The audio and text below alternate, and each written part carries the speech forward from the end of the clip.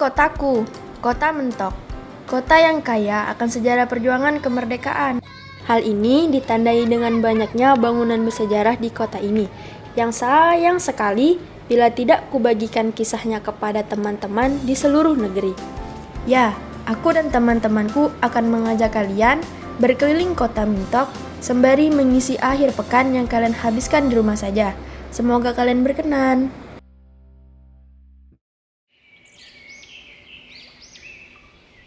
Ampar-ampar pisang, pisangku belum masak. Masak sebiji, diulung bari-bari. Mangga lepok, patah kayu bengkok, bengkok dimakan api, apinya. Assalamualaikum, mana bau orangnya? Waalaikumsalam. Masuk, Medi. Ika telah siap gak bertualang? Lah dong, ya sek kita pergi sebelum dilak kesiangan. Iya nih, kami lah tak sabar lagi nak bertualangan. Walaupun kita berangkat, pamit dulu ke orang tua Ika, oh. Oke. Mak, Ba!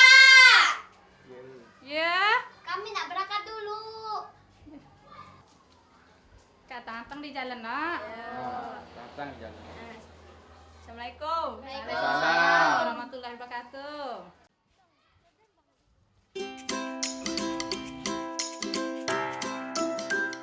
Tujuan pertama kami adalah mercusuar Tanjung Kalian. Mercusuar ini menjadi saksi sejarah perjuangan bangsa Indonesia karena dibangun jauh sebelum kemerdekaan negara ini, yakni tahun 1862. Letaknya kurang lebih 7 km dari pusat kota Mentok dan berada di ujung barat Pulau Bangka loh. Cukup tinggi ya teman-teman mercusuar ini, tapi kami akan coba untuk menjelajahinya. Mari kita taklukkan mercusuar ini hingga ke atas. Doakan kami ya. Ke Tanjung naik.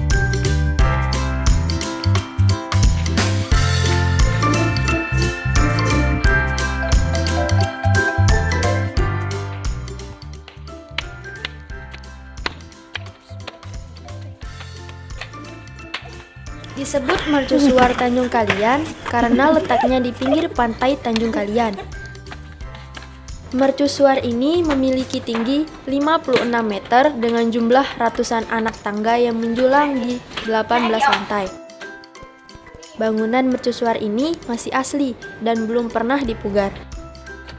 Hanya beberapa kali saja mengalami pengecatan ulang.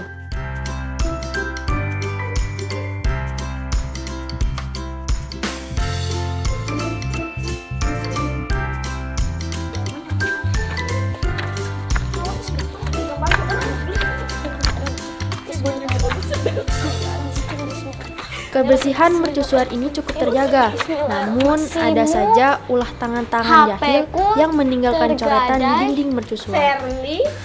Sakrah. Aksi coret-coret ini disebut tindakan vandalisme. Tindakan ini tidak baik ya teman-teman. Ini artinya kita tidak menghargai peninggalan sejarah. Woi, Kak duluan, boy, aku capek. Jangan, kita kesini sama-sama, nak bertualang sama-sama. Misalkan nak istirahat, kita istirahat sama-sama. Nah, minum dulu, siapa tahu membaik. Sama dengan lanjut kan, Tay? Ya, yuk sek kita lanjut. Yo. Bismillahirrahmanirrahim.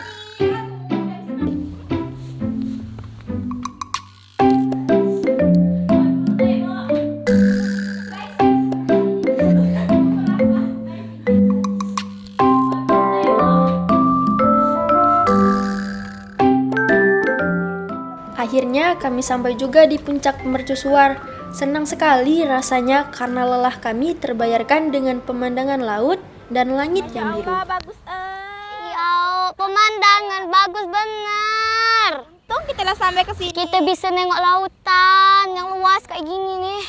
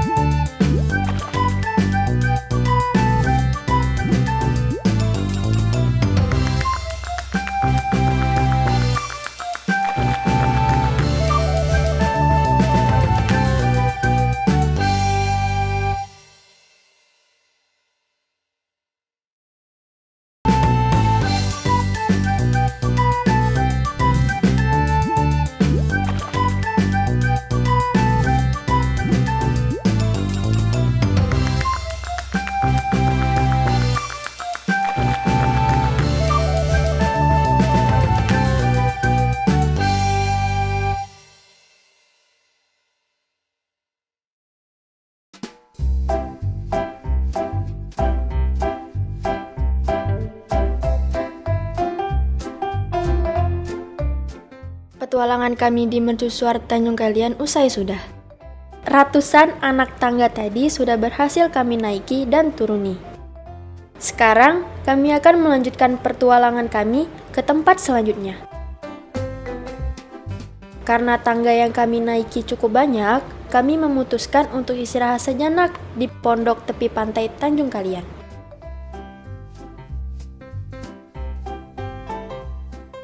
Pak, pesen otak-otak 30 iko. Kan di sini ya? Ah. Tunggu ya.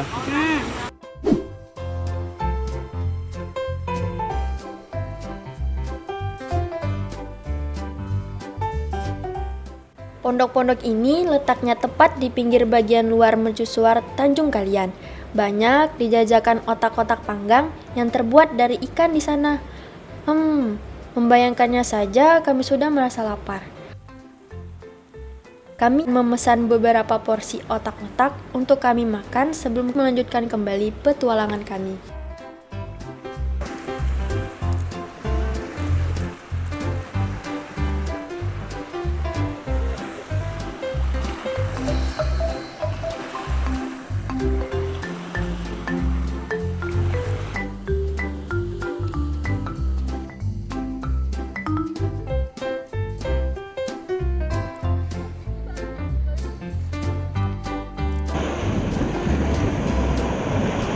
Di depan pondok tempat kami beristirahat, bersemayam sebuah kapal yang karam pada tahun 1942. Kapal tersebut merupakan kapal buatan Skotlandia yang memuat ratusan penumpang. Kapal uap tersebut berangkat dari Singapura hendak menuju ke Batavia atau Jakarta, namun tidak pernah menamatkan perjalanannya karena terlanjur diledakkan oleh pasukan Jepang.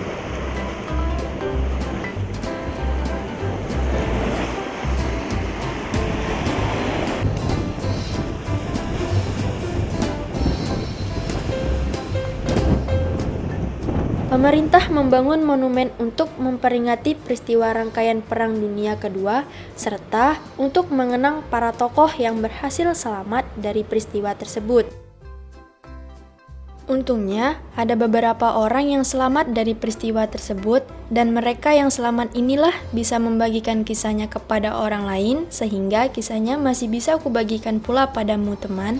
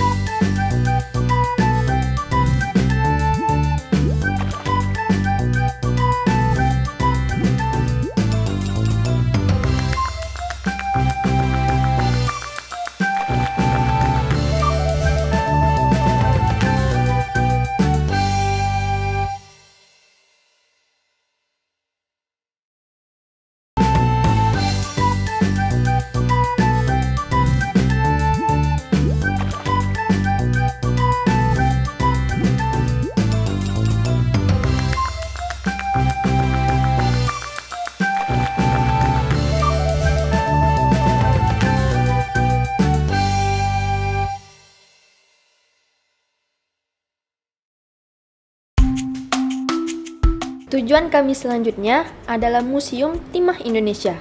Museum Timah di Pulau Bangka ada dua. Satu terletak di kota Pangkal Pinang dan yang satunya lagi di kota Kumuntok.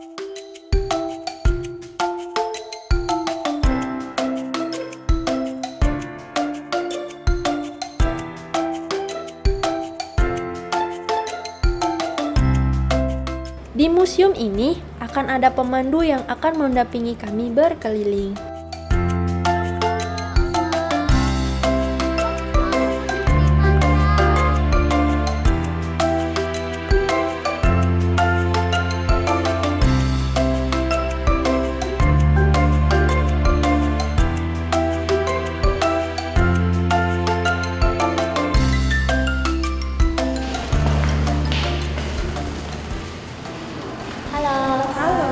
Halo A, kami nak di sini nih, nak ke Museum Timah. Oh, nak keliling musim Timah.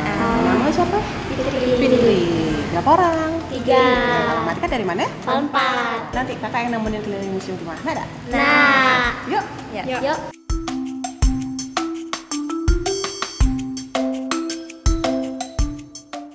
Di kapal apa?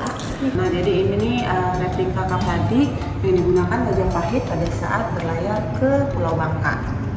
Jadi yang ini nih sebagai replika supaya orang-orang bisa lihat, oh ini kapal yang digunakan Majapahit pada saat berlayar ke Pulau Bangka.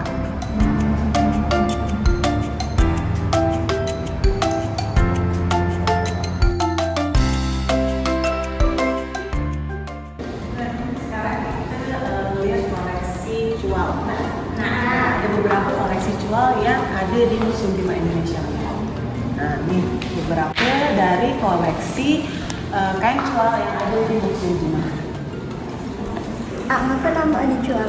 Nama cual itu ada singkatannya dari celupan awal. Jadi kan kainnya terdiri dari benang-benang yang ditenun atau yang disatuin. Nah, sebelum benang-benang itu ditenun, benang-benangnya direndam dulu di cairan pewarna. Kemudian warna bagus, lama baru dia ditenun. Jadilah kain-kain cual kayak gini. Bagus kan? Bagus.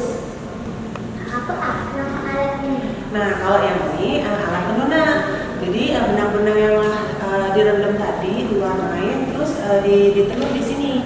Nah, alat tenunnya juga pernah dipakai loh waktu peresmian Museum Timah ini.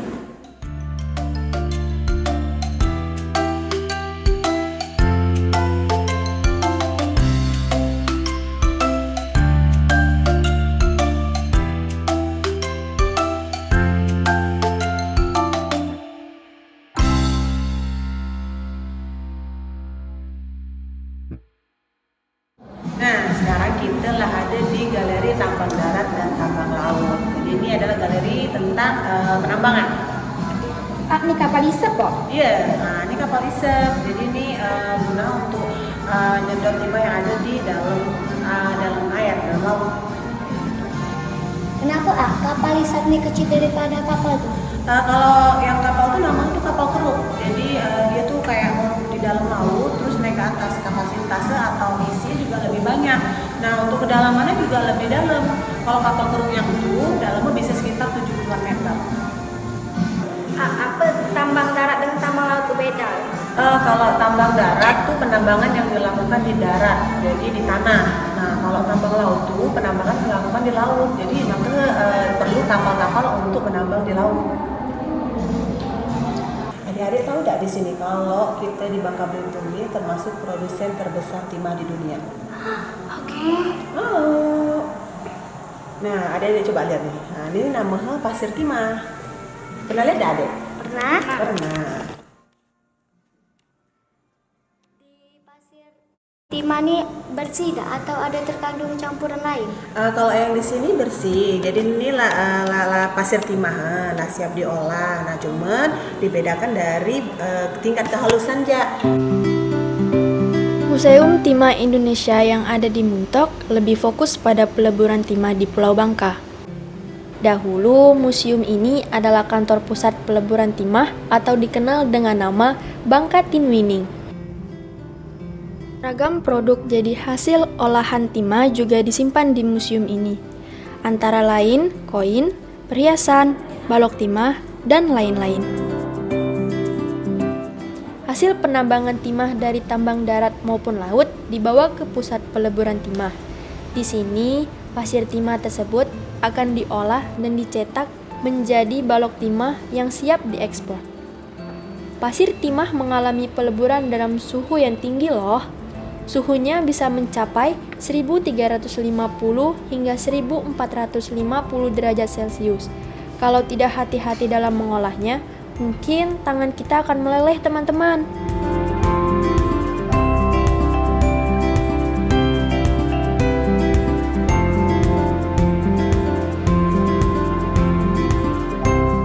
Tujuan dari pengolahan timah ini menghasilkan balok timah yang kandungannya sesuai dengan harapan. Setelah sesuai, timah siap dicetak menjadi beragam bentuk seperti balok timah, koin, butiran kecil maupun besar dan siap diekspor.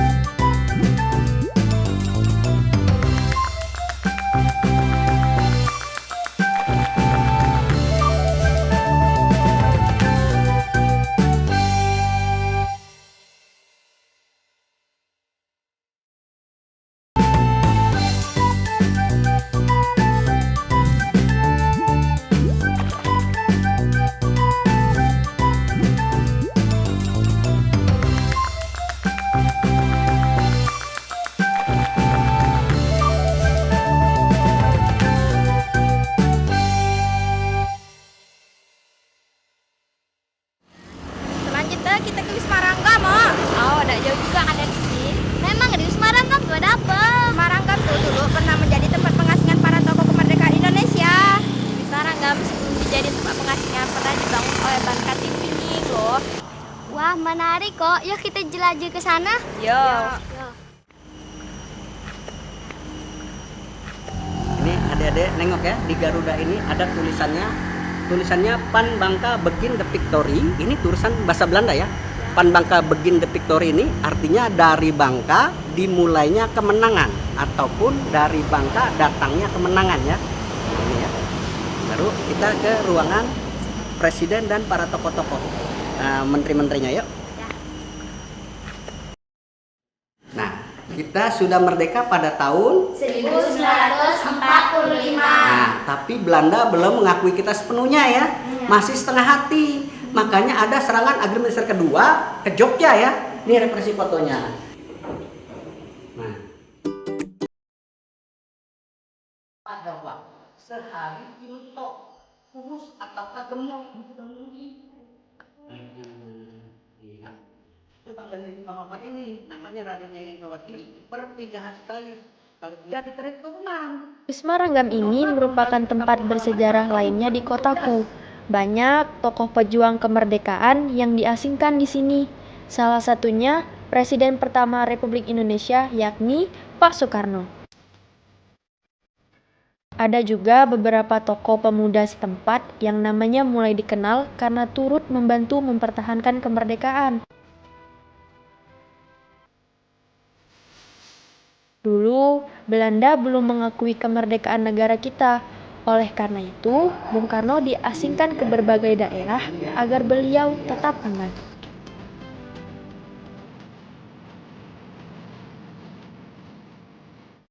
Bung Karno diasingkan ke Pulau Bangka, tepatnya di Kota Muntok pada tahun 1948 bersama dengan Bung Hatta, Kiai Haji Agus Salim, Ali Sastro Amijoyo, dan Muhammad Rum. Namun, Bung Karno dan Bung Hatta ditempatkan di dua tempat yang berbeda oleh Belanda. Selama berada di pengasingan, Soekarno difasilitasi dengan kamar tidur, meja kerja, serta ruang pertemuan. Kamar tidurnya pun tidak begitu luas, kurang lebih 5 kali 5 meter persegi. Di meja kerjanya, Soekarno sering menulis surat ataupun sekedar menuangkan pemikirannya dalam bentuk tulisan. Bahkan, baru sehari saja berada di pengasingan, beliau sudah mengirimkan foto dan surat kepada istrinya, Fatmawati.